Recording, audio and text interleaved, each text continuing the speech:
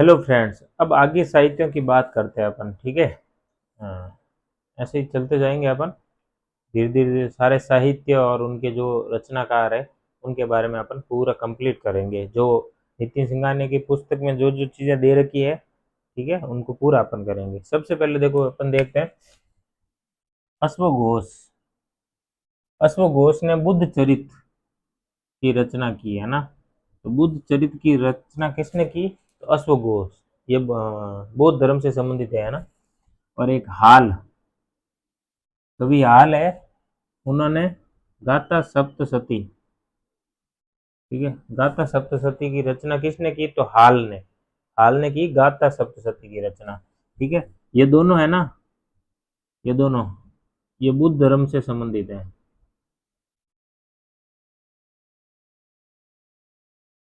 ठीक है। फिर देखते हैं अपन, ये दोनों सिख धर्म के है ना। सिख धर्म में क्या है? एक तो आदि ग्रंथ और गुरु ग्रंथ साहिब। गुरु ग्रंथ साहिब का पूर्ववर्ती ग्रंथ ही है आदि ग्रंथ, है ना। मतलब गुरु ग्रंथ साहिब हुआ, उससे पहले आदि ग्रंथ हुआ, है ना। अर्जुन देव थे सिखों के पांचवें गुरु। अर्जुन देव थे सिखों के पांचवें गुरु। उनकी प्रेरणा से गुरदास, उनके भाई थे गुरदास, उनके द्वारा संकलित है आदि ग्रंथ, है ना। जो शिक्षाएं थी गुरु नानक की और पहले चार गुरुओं और अर्जुन देव की खुद की, इन सब का संकलन करके आदि ग्रंथ की रचना की गई थी, गुरदास द्वारा की गई थी और अर्जुन देव के संरक्षण में। फिर सिखों के 10वें गुरु है गुरु गोविंद सिंह। गुरु गोविंद सिंह ने गुरु ग्रंथ साहिब की रचना की, गुरु ग्रंथ साहिब की, है ना। अंतिम गुरु थे गुरु गोविंद सिंह, सिखों के अंतिम गुरु थे। और गुरु ग्रंथ साहिब की इन्होंने संकलन करवाया था गुरु ग्रंथ साहिब का, यानी कि सारे गुरुओं की शिक्षाएं, गुरुवाणियां सब इकट्ठा करके एक जगह संकलित कर दी। और फिर बता दिया सिखों को कि भाई अब से आपके गुरु यही है, गुरु ग्रंथ साहिब है ना, इन्हीं को आप गुरु मानोगे। तो इसीलिए गुरु गोविंद सिंह के बाद में कोई गुरु नहीं हुए, तो 10वें थे वो। और उनके बाद में ये गुरु ग्रंथ साहिब को गुरु मानते हैं सिख। सिख धर्म में गुरु ग्रंथ साहिब को पवित्र है ग्रंथ सिखों का, तो गुरु ग्रंथ साहिब को ये गुरु मानते हैं अब, है ना। गुरु ग्रंथ साहिब में है ना, एक क्वेश्चन आता है बार बार कि गुरु ग्रंथ साहिब में किन किन की जो प्रसिद्ध संत हुए, उन उनकी मतलब कौन कौन से संत हुए जिनकी शिक्षाएं को गुरु ग्रंथ साहिब में शामिल किया गया है। तो उनकी मैंने यहाँ पे पूरा लिस्ट बना दी, है ना। अलग अलग पढ़ते हैं लेकिन एक साथ देखेंगे तो याद हो जाएगा, क्योंकि उनको जब कबीर दास और ये सब नाम है तो वहां पे भी लिखा है अपने कि भाई कबीर दास की शिक्षाओं को गुरु ग्रंथ साहिब में संकलित किया गया था। तो वैसे यहाँ भी वापस लिख देते हैं अपन, है ना। तो पहला नाम है नामदेव, महाराष्ट्र के थे नामदेव। ठीक है। फिर है सूरदास, है ना। कबीर, फरीद, कबीर और फरीद ये दो थे मुस्लिम संत। रामानंद, कबीरदास जी के गुरु। रैदास, कबीरदास जी के सहपाठी मान लो, या फिर वो क्या ना, सह शिष्य गुरु। ये रामानंद जी गुरु थे कबीरदास और रैदास दोनों के, है ना। और परमानंद, ये नाम याद रखना। इन संतों का नाम याद क्यों रखना है? क्योंकि इन संतों की शिक्षाओं को भी गुरु ग्रंथ साहिब में शामिल किया गया था, है ना। इनकी शिक्षाओं को भी गुरु ग्रंथ साहिब में शामिल किया गया, इसलिए इनको अपना को याद रखना है। तो सिखों के ये दो दो ग्रंथ, आदि ग्रंथ और गुरु ग्रंथ साहिब अपन ने पढ़ लिए। ठीक है। अब आगे देखते हैं अपन, तमिल संगम में चलते हैं अपन, इधर सीधा ही तमिल संगम या संगम काल, संगम साहित्य बोल दो, संगम साहित्य, है ना।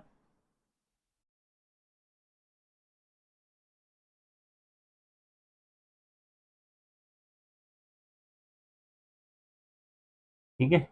संगम साहित्य, ठीक है। संगम संगम साहित्य में दो तरह के साहित्य, एक तो अगम और पूरम। अगम होते हैं अंदर से, और पूरम यानी बाहरी। बाहरी जो आध्यात्म यानी आंतरिक भावनाओं से प्रेरित जो ग्रंथ है उनको आगम, और जो बाहरी बातों से संबंधित है उनको पूरम बोला जाता है ना। और टाइम देखोगे ना तो संगम काल, अपने संगम काल का ही टाइम है ये। जैसे 300 बीसी से 300 एडी, 300 ईसा पूर्व से 300 ईस्वी तक का, ये 600 साल का समय है। इसी के दौरान ये साहित्य की रचना हुई है। ठीक है। तो इनके दौरान संगम का मतलब होता है मीटिंग, है ना, कि जहाँ पे सभी एक साथ इकट्ठा होके फिर कुछ साहित्यों का संकलन, उनके बारे में चर्चाएं करेंगे, तो वो संगम। तो 3 संगम हुई थी, है ना। प्रथम संगम हुई मदुरई में, ठीक है। पांड्य शासक थे, ये समय वही रहेगा, ठीक है ना, इसी के दौरान हुई थी। तो प्रथम है मदुरई में, और शासक कौन थे, तो पांड्य, पांड्य वंश के शासक थे। और अध्यक्ष थे अगस्त्य ऋषि, है ना। कहीं कहीं पे शिव भी लिखा आता है ना? अगस्त्य ऋषि है मैन, तो शिव भी लिखा होता है, तो अपने को ध्यान रखना कि ये जो इधर है अध्यक्ष के बारे में लिखा हुआ है ना, अध्यक्ष। और इसमें जो पुस्तक की रचना की बात करेंगे तो इस मतलब कोई भी पुस्तक नहीं मिली इसके बारे में, है ना, क्योंकि वो डिस्ट्रॉय हो चुकी होगी, पुरानी चीजें थी। तो फर्स्ट जो संगम हुआ मदुरई में, पांड्य, अगस्त्य थे अध्यक्ष, और कोई पुस्तक नहीं थी। सेकंड हुई कपाटपुरम में, और शासक थे पांड्य। कपाटपुरम में हुई सेकंड, और शासक थे पांड्य। और अगस्त्य ऋषि थे इसके अध्यक्ष, और बाद में उनके शिष्य तोलकप्पियर। अगस्त्य ऋषि के 12 शिष्य थे, उनमें से एक थे तोलकप्पियर, तो फिर वो बाद में वो अध्यक्ष बने। अगस्त्य ऋषि के बाद में तोलकप्पियर सेकंड के अध्यक्ष बने, तो इन दोनों का नाम आएगा अध्यक्ष में, ठीक है। और पुस्तक बोलोगे तो तोलकप्पियम, तोलकप्पियर है, तोलकप्पियम पुस्तक है, ठीक है। तोलकप्पियम के बारे में आपको बताऊं मैं, तोलकप्पियम है ना, ये तमिल व्याकरण है। तमिल व्याकरण, तोलकप्पियम पुस्तक तमिल व्याकरण है, इंपॉर्टेंट है। तोलकप्पियम नाम तो लेखक का नाम और पुस्तक का नाम से ट्यूशन आने की संभावना नहीं है, क्योंकि सेम ही नाम है दोनों का, यानी तोलकप्पियम पुस्तक है, तोलकप्पियर है उसके लेखक। तो मेन ये है कि तोलकप्पियम है किससे संबंधित, तो तमिल व्याकरण से, है ना, एक तरह से व्याकरण है। जीव जंतु और उन सब की वैसे अलग अलग शब्दावलियां दी गई है इसमें। थर्ड देखोगे ना, थर्ड संगम हुई मदुरई में। राजा कौन थे, पांड्य। और नक्कीरर, नक्कीरर थे इसके अध्यक्ष।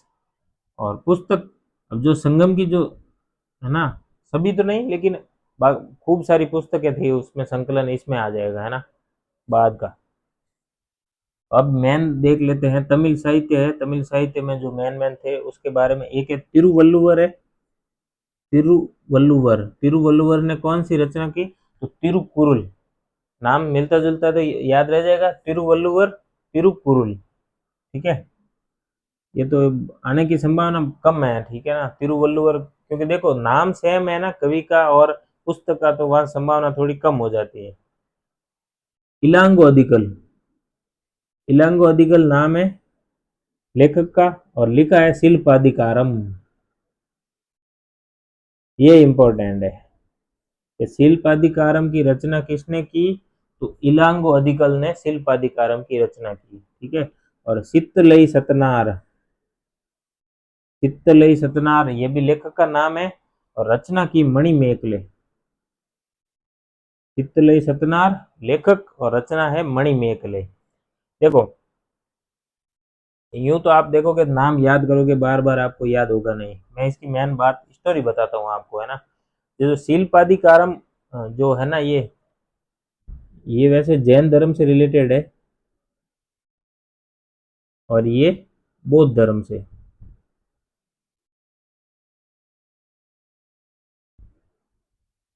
मणिमेखले बौद्ध धर्म से, शिल्पाधिकारम जैन धर्म से रिलेटेड है, ठीक है। तो ऐसे आएगा तो भी आप ध्यान रखना। लेकिन शिल्पाधिकारम में क्या है कि ये कन्नगी कोवलन, है ना, ये पति पत्नी है। कन्नगी पत्नी है, कोवलन उसका पति। और तीसरी है माधवी, जो कोवलन मतलब कोवलन की शादी के बाद में कोवलन की प्रेमिका है माधवी। इन तीनों की स्टोरी है ना, ट्रायंगल वाली लव स्टोरी, उसके इर्द गिर्द घूमती है। उसमें जो पांड्य राजा है उसने अन्याय कर दिया था इसके साथ में, कोवलन के साथ में। कोवलन जहर वहर दे दिया था ना, ऐसी कुछ स्टोरी है उसमें। फिर बाद में कन्नगी ने शराब दे दिया था पूरे को, और वो पूरा नगर खत्म हो गया था ना, जल के खाक हो गया था उसके शराब के बारे में। उसके बाद में कन्नगी को देवी के रूप में स्थापित किया गया, वहाँ पे देवी के रूप में उसकी पूजा होने लगी। ऐसा कुछ करके इस शिल्पाधिकारम स्टोरी है, इसमें सब है ना। और शिल्पाधिकारम जो शब्द है ना, उसका मतलब क्या हुआ, पायल की कहानी, एक पायल की कहानी है ना। वर्ड से देखोगे तो एक पायल की कहानी है। और फिर मणिमेखले देखोगे तो मणिमेखले है ना, जो कोवलन और माधवी उसकी प्रेमिका थी, उसकी बेटी थी आगे मणिमेखले। तो उस मणिमेखले के आगे इसके ऊपर जो ग्रंथ लिखा है इन्होंने, चितली सतनार ने इस मणिमेखले की रचना की थी है ना। मणिमेखले खुद कौन थी, तो वो कोवलन और माधवी की पुत्री थी, माधवी कोवलन की प्रेमिका। तीन नाम, कन्नगी, कोवलन, माधवी, ऐसा कुछ स्टोरी है इनकी, ठीक है। और जो मणिमेखले है ना, महायान बोधि भिक्षुणी बनी थी आगे चल के मणिमेखले, इसीलिए ये बौद्ध धर्म से रिलेटेड है ना। ये वाला मणिमेखले ग्रंथ को बौद्ध धर्म से रिलेटेड बताएंगे, और शिल्पाधिकारम को जैन धर्म से रिलेटेड। यहाँ एक और मैं चीज बताता हूँ, जैसे कावेरी नदी है ना,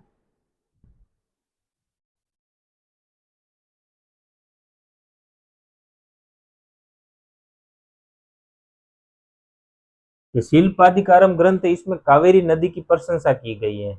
एक परम पुआर शहर है उसकी, कावेरी नदी की, चंद्रमा सूर्य की, इनकी प्रशंसा की गई है ना। तो कावेरी नदी का ध्यान रखना मैन, कि भाई कावेरी नदी की प्रशंसा कौन से ग्रंथ में, तमिल साहित्य में कौन से में थी, तो शिल्पाधिकारम में, ध्यान रखना, ठीक है। शिल्पाधिकारम मणिमेखले, कन्नगी कोवलन वो स्टोरी है माधवी, और मणिमेखले कोवलन माधवी की पुत्री, वो वाली स्टोरी थोड़ा देखना, याद आ जाएगी तो ये सीधा अपने को याद हो जाएगा, है ना। आगे देखते हैं, ये शब्दावली है ना, ये शब्दावली, ये जो शब्दावली है ना, ये तमिल जो संगम साहित्य है, ठीक है, शिल्पाधिकारम वगैरह इन्हीं से रिलेटेड है। इनमें कुछ वर्ड्स है जो कि दिए हुए, जैसे अवई है ना, शाही दरबार के लिए अवई शब्द का प्रयोग किया गया। अवई का मतलब हो गया शाही दरबार। कुरिंजी, कुरिंजी शब्द है, उसका है शिकार और शहद संग्रह, इससे संबंध है। मुल्लई, मुल्लई है पशुपालन, ठीक है। और मुरुदम कृषि, कृषि का तो याद रखना, मुरुदम कृषि का याद रखना है, ये ध्यान रखना कि मुरुदम शब्द किसके लिए आया, तो कृषि के लिए मुरुदम। अवई किसके लिए, तो शाही दरबार। कुरिंजी शिकार शहद संग्रह, मुल्लई पशुपालन के लिए, मुरुदम कृषि के लिए, और नेदाल, ठीक है, नेदाल मछली पकड़ना और नमक निर्माण, पल्लई है डकैती के लिए, ठीक है। तो एक तो ये कृषि वाला याद रख लेना आप, ठीक है। एक ये अवय याद रख लेना, और एक ये याद रखना ना, वेलालस कृषक के लिए वेलालस। और पुहार, पुहार पे तो यूपीएससी क्वेश्चन पूछ चुका है पीवाईक्यू में, अगर आपने पढ़ा होगा तो देखा होगा, पुहार से क्वेश्चन आ गया। पुहार से संबंधित किस है, तो बंदरगाह शहर होता है पुहार, है ना।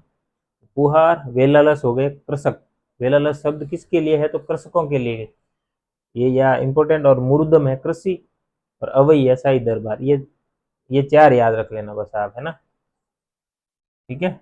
अब देखते हैं अपन तेलुगु, है ना, वो कृष्ण देव राय पे आ जाते हैं इधर। तो भाई कृष्ण देव राय ने भी तो कुछ रचनाएं की है। कृष्ण देव राय यूपीएससी का फेवरेट है, तो इनके बारे में वापस देखते हैं इधर अपन, है ना। वापस तो क्या, फर्स्ट टाइम में मेरे वीडियो में तो फर्स्ट टाइम ही आ रहा है ये।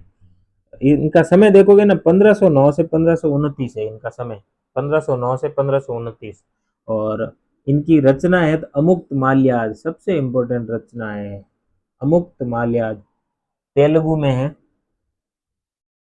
ये कृष्ण देव राय ने खुद लिखी है, ठीक है, इनकी खुद की रचना है। अमुक्त माल्याद तेलुगु भाषा में है, और कन्नड़ भाषा में रायना दिनचरी, रायना दिनचरी इनकी कन्नड़ भाषा में इन्होंने खुद लिखी।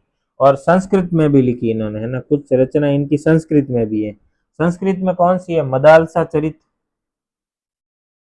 रस मंजरी, जामवती कल्याण। ये नाम बहुत इंपॉर्टेंट है, एक तो कृष्ण देव राय खुद इंपॉर्टेंट है, और कृष्ण देव राय की रचनाएं हैं तो ये ज्यादा इंपॉर्टेंट हो जाएंगी, ठीक है। एक तो अमुक्त माल्या तेलुगु में, रायना दिनचरी कन्नड़ में, और संस्कृत की मदालसा चरित, रस मंजरी और जामवती कल्याणम, है ना। ये आने की संभावना है कि भाई अमुक्त माल्या संस्कृत में है, तो वो थोड़ा ध्यान रखना। अमुक्त माल्या है कृष्णदेवराय की, लेकिन है तेलुगु में। संस्कृत में ये तीन है, मदालसा चरित, रस मंजरी और जामवती कल्याण, ये तीन नाम। जामवती कल्याण नाम से क्वेश्चन आते हैं ना, कि ये कंपटीशन के अलग अलग एग्जामों में ये आते हैं, यूपीएससी के भी, ये आईएएस वाले में, सीएससी में, तो सिविल सर्विस का तो पता नहीं, उसमें नहीं है शायद, लेकिन जो दूसरे एग्जाम है उनमें कहीं पे मैंने इसका नाम सुना है, जामवती कल्याण का। तमिल कवि हरिदास थे। हरिदास को संरक्षण दिया किसने? तो कृष्ण देव राय ने हरिदास को संरक्षण दिया, ठीक है, तमिल कवि। तो कृष्ण देव राय की कुछ यही बात है कि भाई अमुक्त माल्या, रायना दिनचरी, संस्कृत में मदालसा, रसमंजरी और जामवती कल्याण, और हरिदास इसके संरक्षण, ठीक है। फिर आते हैं इधर तेलुगु में एक और कवि हुए, के वीर सिंह पेंटालू। ये देखो, इन्होंने है ना, तेलुगु तेलुगु साहित्य है, तेलुगु साहित्य को ऊपर लाने में इनका महत्वपूर्ण योगदान है, इसलिए मैंने यहाँ पे इनकी लिखी है रचना, ठीक है। राजशेखर चरितम, राजशेखर चरितम किसकी है? तो वीरश्लिंगम पेंटालू, वीरश्लिंगम पेंटालू ये है राजशेखर चरितम।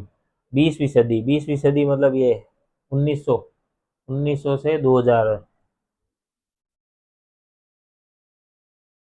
लेटेस्ट है ना ये तो। फिर कन्नड़ भाषा में चलते हैं अपन। कन्नड़ भाषा के त्रिरत्न, इंपॉर्टेंट है कि कन्नड़ भाषा के त्रिरत्न कौन कौन है? पोन्ना, पंपा, पोन्ना, रन्न, ठीक है। पंपा, पोन्ना और रन्ना, ये तीन कन्नड़ भाषा के रत्न माने जाते हैं, पंपा, पोन्ना, रन्ना, ठीक है।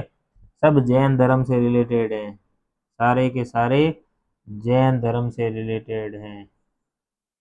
पंपा तो जैन मुनि थे। 9वीं 10वीं शताब्दी, 9वीं 10वीं शताब्दी और 10वीं 11वीं शताब्दी में रन्ना, ठीक है। पंपा के दो है ग्रंथ, एक तो आदि पुराण और एक विक्रमार्जुन विजय। आदि पुराण और विक्रमार्जुन विजय। तो एक चीज ध्यान रखना, आदि पुराण नाम से आ जाए कि आदि पुराण का संबंध किससे है, तो आदि पुराण नाम सुन के आप वहां पे ये हिंदू धर्म या ये ब्राह्मण धर्म मत लगा देना, ठीक है। आदि पुराण का संबंध किससे है? जैन धर्म से है, क्योंकि पंपा, पंपा जैन मुनि है।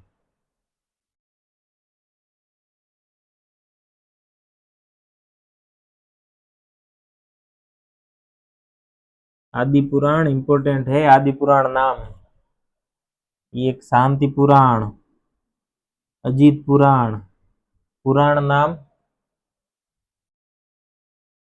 वो बोलते हैं ना, पुराण नाम सुन के वो हिंदू समझे हो क्या? ये जैन धर्म से रिलेटेड है, ध्यान रखना। शांति, अजीत और आदि, तीनों।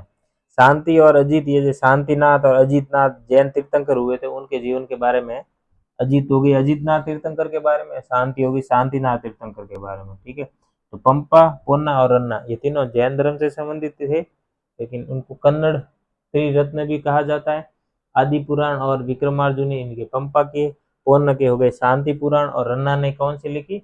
ये अजीत पुराण, ठीक है। अजीत नाथ की जीवनी पे है अजीत पुराण, शांतिनाथ की जीवनी पे है शांति पुराण। ये शायद 16वें होंगे, ये चौथे, सेकंड सेकंड कुछ है ये अजीत पुराण।